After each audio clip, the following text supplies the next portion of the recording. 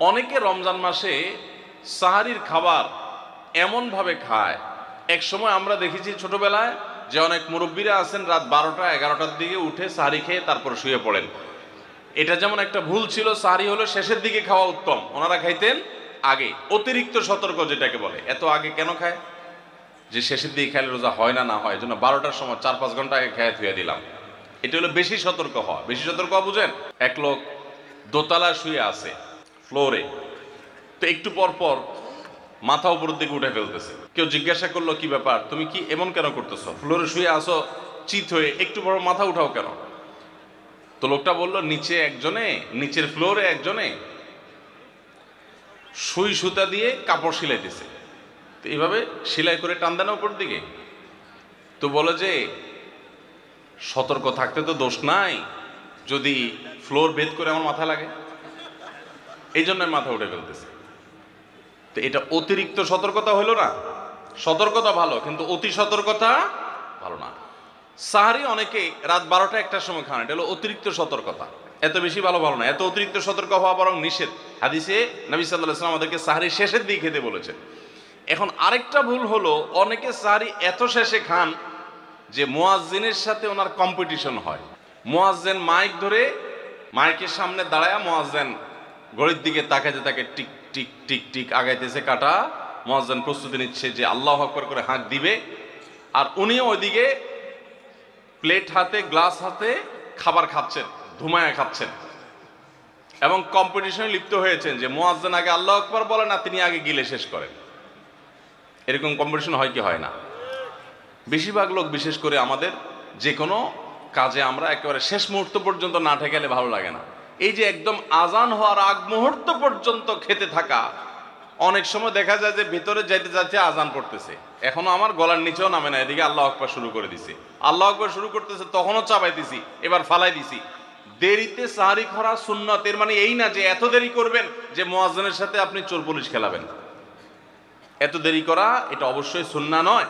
নবী করিম সাল্লাল্লাহু আলাইহি সাল্লাম সাহারি খেয়ে শেষ করার পর ফজরের নামাজ পড়তেন, মাঝখানে 50 আয়াত পড়ার মতো গ্যাপ থাকতো। 50 আয়াতের গ্যাপ মানে হলো 5 থেকে 7 মিনিট এভারেজ, এরকম গ্যাপ তিনি দিতেন, তারপর তিনি নামাজ পড়তেন। তো এই জন্য ভাইরা আমার, আমরা বলতে পারি যে 7 নম্বরের ভুল হলো, আমরা অনেকেই রমজান মাসে সাহারির খানা খেতে খেতে একেবারে আজান পর্যন্ত ঠেকাই দিই। এত দেরি করা আবার ঠিক না।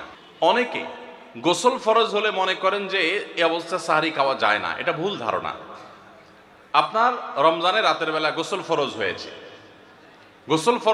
আপনি এখনো গোসল করতে পারেন না, এদিকে সাহারির খানার সময় চলে যাচ্ছে, তাহলে আপনি আগে সাহারির খানা খেয়ে নেন, সাহারি খেয়ে তাড়াতাড়ি গোসল করে তারপর ফজর নামাজ পড়তে যান, কোনো অসুবিধা নেই।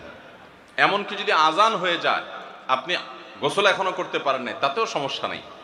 আমরা অনেকে এটাকে সমস্যা মনে করি। সেই সাথে আরেকটা ভুল ধারণা হলো, অনেকে মনে করেন রমজান মাসে দিনের বেলায় স্বপ্নদোষ হলে বোধহয় রোজা ভেঙে যায়। স্বপ্নদোষ হওয়ার কারণে রোজা ভাঙে না। স্বপ্নদোষ হয়েছে, আপনি রোজা কন্টিনিউ করবেন, এই রোজা রাখতেও হবে না, কোনো অসুবিধা নেই, কারণ এটা আপনার ইচ্ছায় না। আমরা অনেকে যদি সাহারি খাইতে না পারি তাহলে আর ওই দিন রোজা রাখি না। অনেক লোক আছে বলে যে আজকে সাহারি খাইতে পারি না, এই জন্য রোজা রাখি না। তো সাহারি না খাইতে পারলে রোজা রাখবেন না কেন?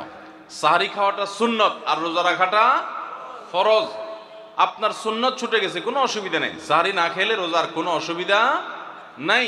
সাহারি খাওয়াটা উত্তম। নবী সাল্লাল্লাহু আলাইহি ওয়াসাল্লাম বলেছেন, তাসাহহারু ফাইন্না ফিস সাহুরি বারাকা, তোমরা রাতের শেষ বেলার খানাটা, সাহারির খানাটা খাবা, এটাতে বরকত আছে, কল্যাণ আছে।